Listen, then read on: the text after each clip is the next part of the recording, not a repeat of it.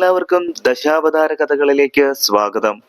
ഇന്ന് നമ്മൾ കൽക്കി അവതാരത്തിലേക്ക് കടക്കുകയാണ്. കലിയുഗത്തിൽ രാജാക്കന്മാർ അധാർമികരായി തീരുന്നു. അതിൽ നിന്ന് രക്ഷ നേടുവാൻ സർവാത്മകനായ ഭഗവാനെ അഭയം പ്രാപിക്കണം.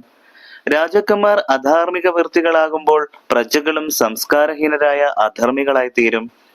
ധർമ്മം ക്ഷയിക്കുമ്പോൾ സമ്പത്തിനും കയ്യൂക്കിനും വളരെയധികം പ്രാമുഖ്യമുണ്ടാകുന്നു. ദാമ്പത്യ ബന്ധത്തിൽ കുലശീലാദികളെക്കാൾ കാമത്തിനായിരിക്കും പ്രാധാന്യമുണ്ടാകുന്നത്.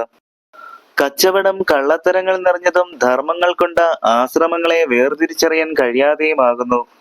ദുഷ്ടരായ രാജാക്കന്മാർ പ്രജകളെ ദ്രോഹിക്കും. നാട്ടിൽ ക്ഷാമം, അതിവൃഷ്ടി, പകർച്ചവ്യാധി തുടങ്ങിയവ വർദ്ധിക്കും. കലിബാധ ഉച്ചസ്ഥാഴിയിലാകുമ്പോൾ ഭഗവാൻ കൽക്കിയായി അവതരിക്കും. സജ്ജനദ്രോഹികളെയാകെ ഭഗവാൻ വാളെടുത്ത് നിഗ്രഹിക്കും. ഭഗവാന്റെ തിരുവടിൽ തട്ടി വരുന്ന കാറ്റേൽക്കുമ്പോൾ തന്നെ മനപരിവർത്തനമുണ്ടായി ധർമാത്മാക്കളായി തീരുന്നു. അതോടെ കൃതയുഗം തുടങ്ങും. ഈ ഭൂമിയിൽ ഞാൻ എന്ന് അഹങ്കരിച്ച ധാരാളം രാജാക്കന്മാരുണ്ടായി. അവരിൽ ആർക്കും കാലത്തെ അതിജീവിക്കാൻ സാധിച്ചില്ല. മമതാബോധത്തോടെ ഭോഗങ്ങളിൽ മുഴുകിക്കഴിഞ്ഞവരെല്ലാം നശിച്ച് നാമാവശേഷമായി. മൃതിയുടെ കളിപ്പാവകൾ മാത്രമായ രാജാക്കന്മാർ സ്വന്തം ഉന്നതിക്ക് വേണ്ടി കലഹിക്കുകയും പോരടിക്കുകയും ചെയ്യുന്നത് കണ്ട് ഭൂമിദേവി ചിരിക്കുന്നു. നശ്വരമായ ശരീരത്തെ ശാശ്വതമെന്ന് കരുതി ജീവിക്കുന്ന ഇവരുടെ ആഗ്രഹങ്ങൾ അതിരുകൾക്കപ്പുറത്താണ്.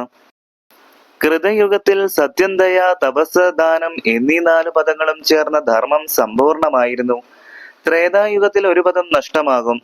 ദ്വാപരയുഗത്തിൽ 2 പദങ്ങൾ കുറഞ്ഞു പോകും. കലിയുഗത്തിൽ 4/1 മാത്രമേ അവശേഷിക്കുകയുള്ളൂ.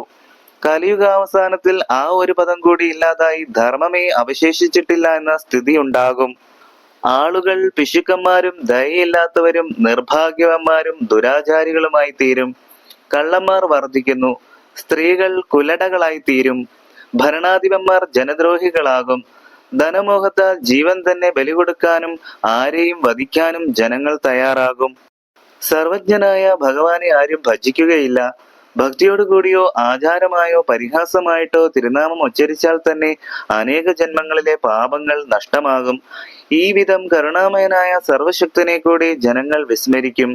പല ദോഷങ്ങളുള്ളതാണ് കലിയുഗമെങ്കിലും ഒരു വൈശിഷ്ട്യം അതിനുണ്ട്. അത് കഠിന ക്ലേശങ്ങളില്ലാതെ നാമകീർത്തനം കൊണ്ട് തന്നെ ഈ യുഗത്തിൽ മനുഷ്യന് മോക്ഷം ലഭിക്കുന്നു. ശ്രീമദ് ഭാഗവതത്തിൽ പറയുന്നു, കലികാലത്ത് നാമകീർത്തനങ്ങളാൽ മാത്രം ചലനഹീനന്മാരായി ഗുണവാന്മാരായതി സാരഞ്ജന്മാരായ ആര്യന്മാരായ മനുജന്മാർ സാരമാം ഭഗവത് കീർത്തനങ്ങൾ കൊണ്ട് തന്നെ സർവധർമാർത്ഥ കാമമോക്ഷങ്ങൾ സാധിക്കുന്നു. ഭാഗവതത്തിലെ ഏകാദശ സ്കന്ധത്തില് പറയുന്നുണ്ട്, യാദവ കുലത്തിങ്കൽ അവതാരം ചെയ്തൊരു മാധവ, തവ കഥാലീലകൾ കലിയിങ്കൽ സാധുക്കളായുള്ള ഒരു മനുഷ്യർ ദിനേ ദിനേ ചേതസ്സിലോർത്തുകൊണ്ട് കീർത്തിച്ചും തമസ്സിനെ കടന്നും വിശുദ്ധരായി പരമാർത്ഥ ജ്ഞാനന്മാരായി ഉടനെ മോക്ഷത്തെയും ലഭിച്ചിടുന്നു നൂനം. ഈ കലിയുഗത്തിൽ ഭഗവാന്റെ കഥകൾ കേൾക്കുകയും പറയുകയും എല്ലാം ചെയ്യുന്നത് മോക്ഷദായകമാകുന്നു. കൽക്കി അവതാരത്തോടുകൂടി ദശാവതാര കഥകൾ ഇവിടെ പൂർണ്ണമാകുന്നു. എല്ലാ പ്രിയപ്പെട്ട സജ്ജനങ്ങൾക്കും നന്ദി, നമസ്കാരം.